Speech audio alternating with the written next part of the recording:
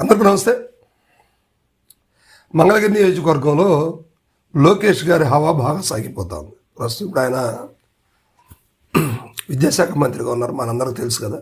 So నిన్నే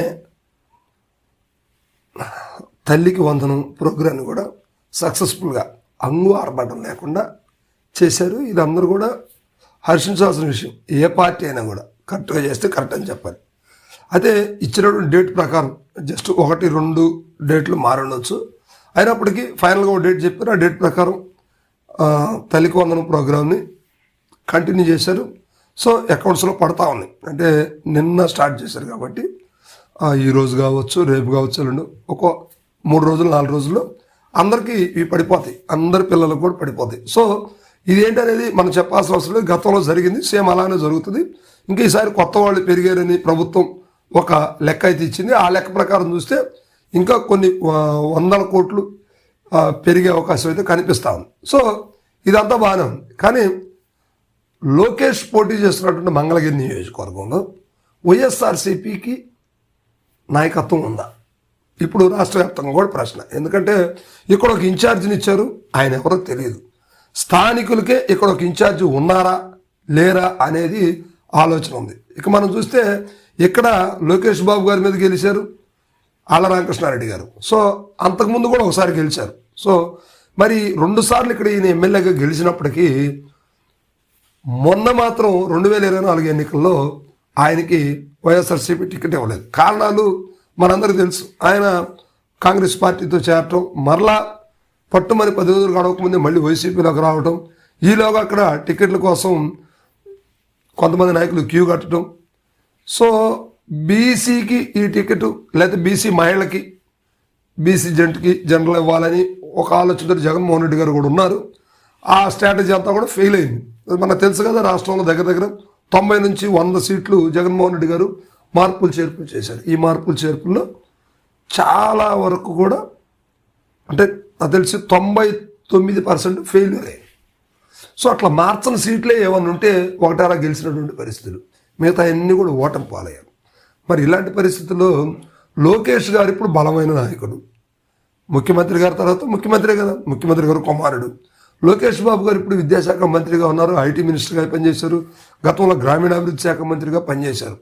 అదిగాక మంగళగిరి మీద పట్టు సాధిస్తున్నాడు. మంగళగిరి ప్రజలతోటి మమేకం అవుతున్నారు.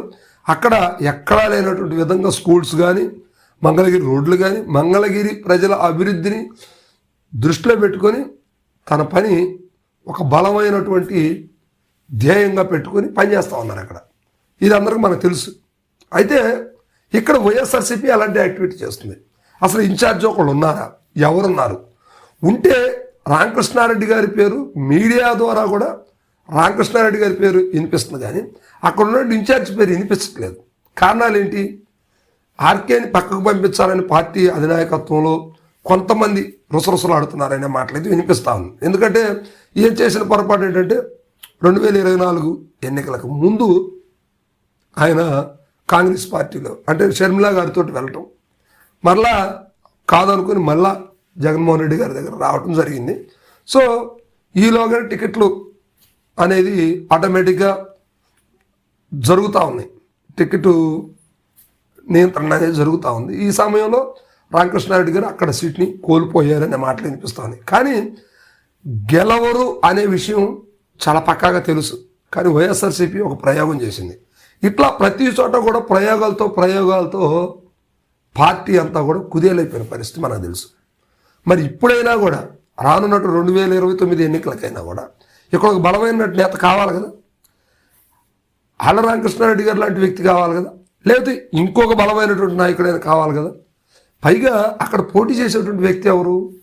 అవతల పక్క లోకేష్ బాబు గారు ఉన్నారు. ఇప్పుడు ఆయన స్థానికంగా అక్కడ లోకల్ అయిపోయారు, అక్కడ బలంగా పాతుకుపోయిన పరిస్థితులు కనిపిస్తూ ఉంది. పైగా ఇప్పుడు ఆయన మంత్రి, రాజధాని ప్రాంతం, నిర్మాణానికి అనుకూలమైనటువంటి ప్రాంతం, ప్రజలందరితో నిత్యం ఎక్కువ టైం రాజధాని అదే ప్రాంతం, ఆయన ఎక్కువ యాక్టివిటీ కూడా మంగళగిరి, విజయవాడ, తాడేపల్లి ప్రాంతాల్లో చేయాలి. సో ఇలాంటప్పుడు మరి లోకేష్ గారికి అక్కడ జనాదరణ లేకుండా ఎలా ఉంటుంది? మరి వైఎస్ఆర్సీపీ దీన్ని ఆలోచించాలి కదా, ఒక బలమైన నేత కావాలి కదా. రామకృష్ణారెడ్డి గారు కాదు, మరి ఇంకొక బలమైనటువంటి వ్యక్తి ఎవరున్నారు? సో ఇప్పుడు ప్రస్తుతానికి ఎవరినో ఒకళ్ళు ఇన్ఛార్జిగా పెట్టారు, ఆయన పేరు ఎక్కడా వినిపించట్లేదు. మరి ఇలాంటి పరిస్థితుల్లో వైసీపీ దీని మీద చర్యలు ఎందుకు తీసుకోవట్లేదు? ఇప్పుడు గతంలో లాగా అప్పటికప్పుడు సీట్లు సర్దుబాటు చేసి దగ్గర 90 నుంచి 100 సీట్లు మార్చడం వల్ల ఒకసారి నష్టపోయాం, ఒకసారి నష్టం జరిగింది, అది అందరికీ తెలిసిన విషయమే కదా. మరి ఎందుకు ఇప్పుడు కూడా వైఎస్ఆర్సీపీ అధినాయకత్వం ఆలోచించట్లేదు? ఒకసారి కామెంట్ చేయండి.